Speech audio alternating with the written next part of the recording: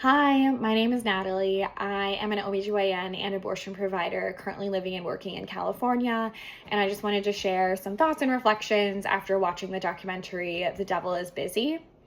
First, I was really glad to see that this was a documentary focused on an independent abortion clinic because I think that there are so many things to highlight that are different than the care that takes place in a hospital setting. In an independent clinic setting, there really is such a collaborative effort from every single person that is involved in helping the clinic run, from the security team and the clinic escorts to the folks at the front desk answering the phones and scheduling patients, to every single member of the clinical team, from the medical assistants to the physicians.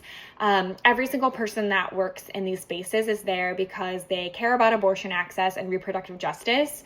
And I think that that is really highlighted in this documentary.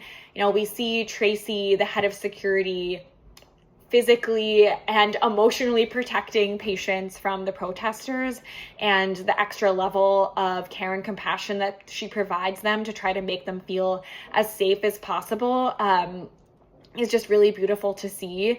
And I think it just really shows how those folks in the independent abortion clinic spaces are really the heart and soul of the abortion movement. So I loved that. And then the other thing that I really wanted to highlight is that I think that this documentary shows just how important it is to really stretch the limits of what is possible in these restrictive settings, because every single person that is able to obtain abortion access locally is one less person that has to delay their care, leave their community and their support system, and face all of these extra barriers, logistical and financial, to have to travel out of state. And again, just even the most limited abortion access is vital and life-saving.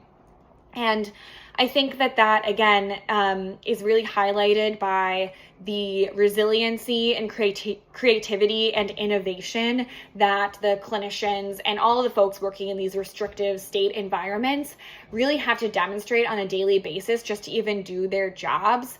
I think that they are like the gold standard example of what patient-centered advocacy looks like in the abortion movement, and every single person should be trying to learn from that example, especially those of us in these more protective states, because those folks in the restrictive states are really having to navigate so many barriers and trying to just find all of the cracks that they can in these very hostile systems to try to push the boundaries of what they're able to provide within these really limited settings. And I think that is just so valuable of a skill set to model. And that is something that every single abortion provider should be learning from.